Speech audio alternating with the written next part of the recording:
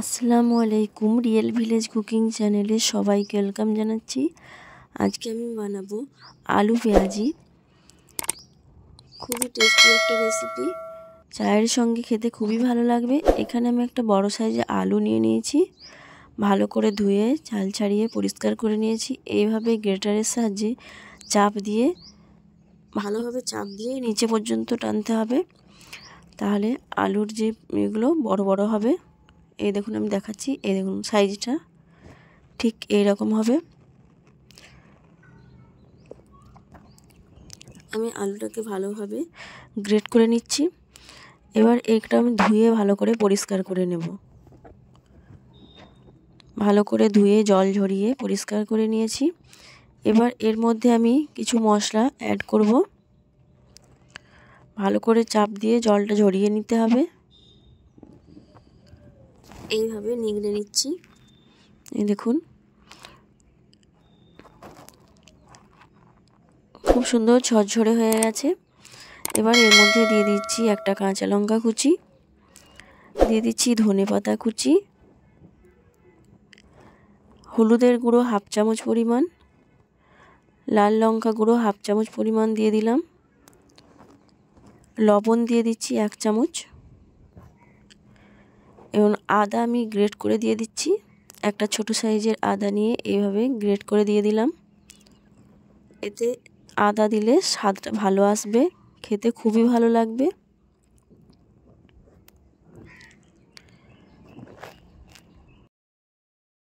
এবার হাত দিয়ে ভালো করে আমি মাখিয়ে নেব সব কটাকে। এইভাবে দেখুন, ভালোভাবে মাখিয়ে নিতে হবে। এর চায়ের সঙ্গে খেতে খুবই ভালো লাগে। বৃষ্টির দিনে বিকেলবেলায় গরম গরম চা আর এই আলু পেঁয়াজি খেতে খুবই ভালো লাগবে, বা শীতের দিনে সন্ধ্যাবেলায় খেতে খুবই ভালো লাগবে। এখানে এবার দিয়ে দিচ্ছি আমি ময়দা দিয়ে দিলাম এখানে 2 চামচ পরিমাণ। 2 চামচের থেকে আবার একটু বেশি দিয়ে দিয়েছি। এবার আমি ভালো করে মাখিয়ে নিচ্ছি। হাত দিয়ে ভালো করে মাখিয়ে নিতে হবে। আপনারা এখানে কর্নফ্লাওয়ার ব্যবহার করতে পারেন। হাত দিয়ে ভালো করে মাখিয়ে নিতে হবে। এখানে বলে রাখি, আমার চ্যানেলে যদি নতুন হয়ে থাকেন চ্যানেলটা সাবস্ক্রাইব করবেন এবং পাশে থাকা বেল আইকন প্রেস করবেন। আপনারা স্কিপ না করে পুরো ভিডিওটা দেখবেন, খুবই ভালো লাগবে। সহজ পদ্ধতিতে আমি এটা বানিয়ে দেখাচ্ছি। এবার কিছুটা পরিমাণ হাতের মধ্যে নিয়ে এইভাবে গোল করে হাতের তালুর মধ্যে দিয়ে একটু চাপ দিয়ে এইভাবে গোল করে নিচ্ছি। এইরকম সাইজ করে নিচ্ছি। আবারও কিছুটা পরিমাণ নিয়ে নিলাম, ঠিক একইভাবে হাতের তালুর মধ্যে দিয়ে গোল করে নিচ্ছি। একইভাবে আমি সব কটাকে বানিয়ে নেব। আবারও কিছুটা পরিমাণ নিয়ে আমি সব কটা বানিয়ে নিচ্ছি। এখানে নিয়ে নিচ্ছি 2 বড় সাইজের পেঁয়াজ। এইভাবে ছোট ছোট করে কুচি কুচি করে নিয়েছি। পেঁয়াজটা ছোট ছোট করে কুচি করতে হবে, সরু সরু করে। দিয়ে দিলাম লবণ 1 চামচ পরিমাণ, লাল লঙ্কা গুঁড়ো হাফ চামচ পরিমাণ দিয়ে দিলাম, দিয়ে দিচ্ছি চিলি ফ্লেক্স। খুব ভালোভাবে এটাকে আমি মিশিয়ে নেব।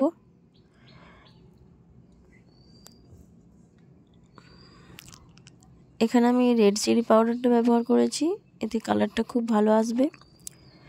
দিয়ে দিচ্ছি হাফ চামচ পরিমাণে হলুদের গুঁড়ো দিয়ে খুব ভালোভাবে মিশিয়ে নিচ্ছি। এবার আমি যে আলুগুলো বানিয়ে রেখেছি, আলুর টিক্কাটা, এর উপরে আমি পেঁয়াজগুলো দিয়ে দিচ্ছি। একটু চাপ দিয়ে ভালোভাবে চারিপাশে দিয়ে দেব। হাতের তালুর মধ্যে দিয়ে একটু প্রেস করে দিতে হবে।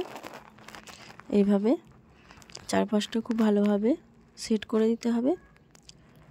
সাইডগুলোতেও আমি পেঁয়াজ নিয়ে দিয়ে দিচ্ছি। এবার অপর সাইডটাও আমি দিয়ে দেব।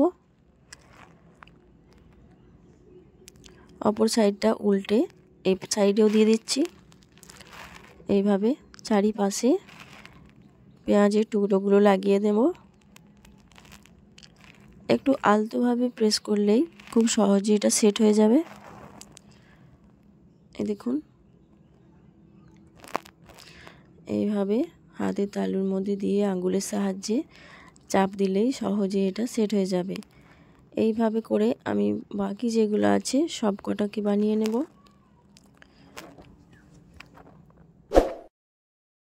আবারও একটা নিয়ে আবারও দেখিয়ে দিচ্ছি। ঠিক এইভাবে চারপাশে পেঁয়াজটা আমি ভালোভাবে সেট করে নেব।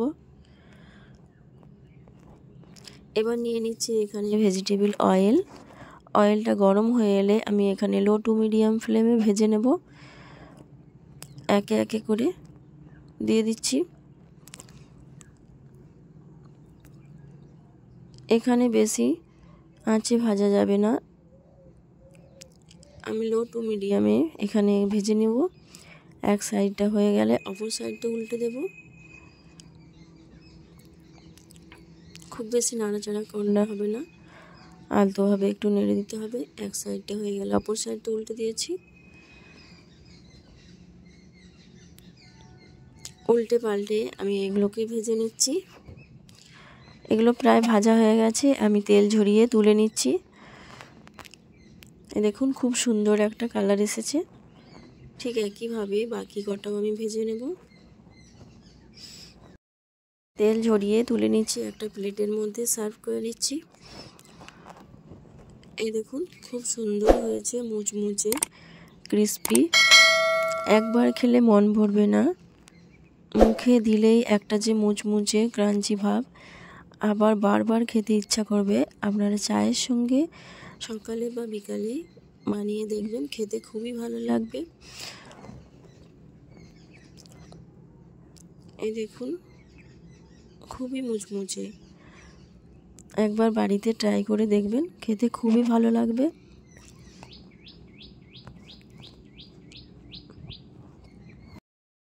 বৃষ্টির দিনে গরম গরম চা আর এই আলু পেঁয়াজি জাস্ট জমে যাবে। এইভাবে একবার বানিয়ে দেখবেন। আমার এই রেসিপি আপনাদের কেমন লাগলো জানাবেন। আমি একটা ভেঙে দেখাচ্ছি। এই দেখুন ভেতরটা খুব সুন্দরভাবে এটা কুক হয়ে গেছে,